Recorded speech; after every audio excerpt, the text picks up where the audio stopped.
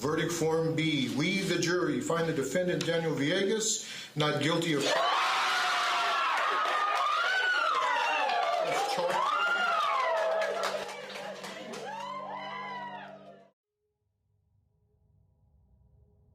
The late 19th century England.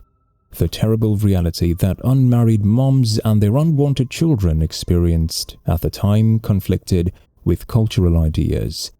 Amelia Dyer, a foster mother who at first seemed admirable, but who ultimately proved to be a wolf in sheep's clothes. Welcome back to another gripping episode of Unsolved Mysteries. Today we'll be exploring a terrifying and unsettling story from the shadowy pages of history. Get ready to learn the sinister secrets of Amelia Dyer, the infamous baby breeder known as the Ogress of Reading. Amelia entered the shady world of baby farming, and her life took a tragic turn. Unwed moms contacted her for help because they were in need and believed she would take good care of their kids. But the reality was much worse. Amelia Dyer's approach was straightforward yet terrifying. She would promote her abilities as a foster mother who would take in unwanted children in exchange for payment.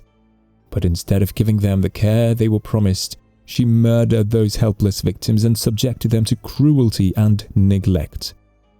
Childhood and marriage. Born in Bristol, England in June 1837, Amelia grew up at a time when families struggled under the social stigmas attached to having children illegitimately. Amelia married George Thomas while she was still a young woman, and the two of them had 10 kids. Tragically, 6 of their infants mysteriously passed away. The horrific events that would subsequently take place would be a chilling foreshadowing to these early losses. Beginning of baby farming. The phrase baby farming itself is a reflection of the commercialization of children at the time. Baby farmers took advantage of the weakness of unmarried women who faced social shame and provided these desperate moms with what appeared to be a humanitarian option.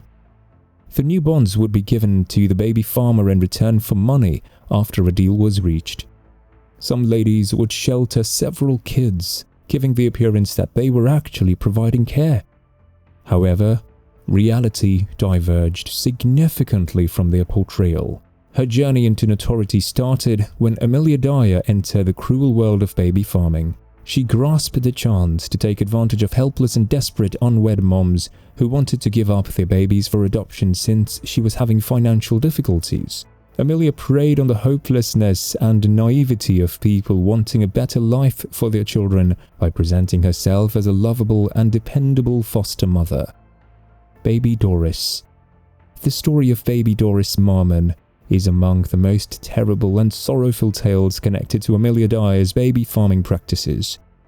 Ellen and Albert Marmon, a couple from Clewer, Berkshire, England, had a baby girl named Doris. Being aware of the circumstances of bearing an illegitimate child, Ellen made the agonizing choice to place her newborn daughter up for adoption in January. Amelia Dyer gave Ellen reassurance that baby Doris would be loved and cared for as she deserved. Hopeful for her daughter's future, Ellen gave baby Doris to Dyer, thinking she was doing what was best for her daughter. But the promise of a warm house was far from the reality. Baby Doris was ensnared in Dyer's grasp and had no chance of escaping her awful fate, as was the case with many of the infants in her care.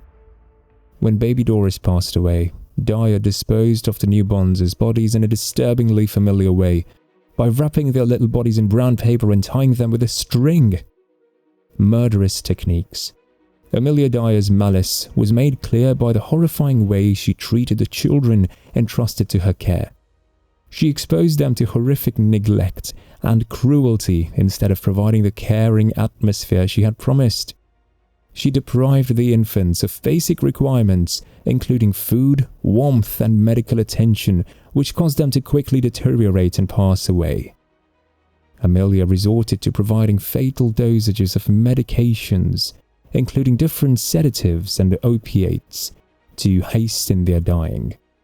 Innocent newborns were treated like little pawns in her nefarious plan by these cruel actions, which showed full contempt for the lives she had taken on responsibility for. Amelia Dyer's activities were definitely motivated by monetary gain, but it's thought that she also had deeper psychological reasons for the things that she was doing. Some specialists hypothesize that she had Munchausen syndrome, a condition in which a person harms others, frequently children, in order to get attention or sympathy.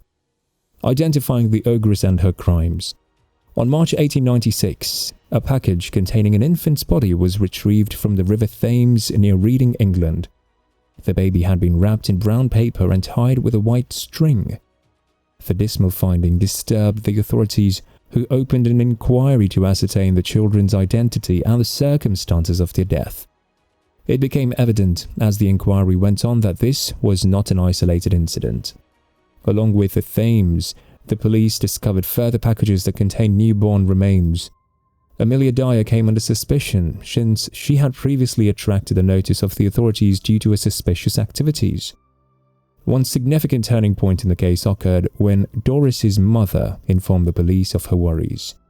Although she had given Amelia Dyer custody of her kid, she had grown concerned because of the lack of communication and updates regarding the child's well. Armed with this knowledge, the police stepped up their attempts to compile evidence against Dyer. The police used a covert strategy to capture Amelia Dyer. Dyer and Superintendent Charles Brown met when Brown pretended to be a distressed mother looking to give up her kid. Dyer was unaware that Dyer was being closely watched when she freely received the youngster and the cash during their rendezvous. Amelia Dyer was detained at her Reading home on April 4, 1896, when sufficient proof had been obtained. When the police entered her house, they found a disturbing sight that contained the remains of her evil plan and evidence of her sinister activities. Her baby farming business was confirmed by the discovery of medication administration equipment, baby outfits, and letters from desperate women begging her assistance. In May 1896, Amelia Dyer was promptly put on trial. There was a ton of evidence against her, including witness accounts, letters, and the children's bodies that had been found. The jurors rejected Dyer's defense's effort to claim insanity since they understood how planned out her acts were. She received a guilty verdict and a hanging death sentence.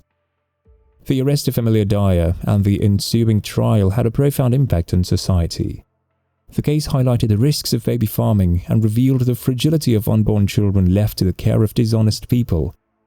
It sparked indignation in the public and intensified scrutiny of baby farming methods, which finally resulted in the adoption of laws and regulations to safeguard kids from such abuse. When newborn remains were found in various places, such as rivers, ditches, and secret places, there was a cause for concern. These disturbing revelations generated uproar in the public and triggered inquiries that finally revealed the dismal truth of infant farming. To safeguard disadvantaged children and control the practice, legislation was passed in reaction to the horrors done by baby farmers. In the United Kingdom, the Infant Life Protection Act of 1897 mandated registration and periodic inspections of anybody taking care of a child younger than 1.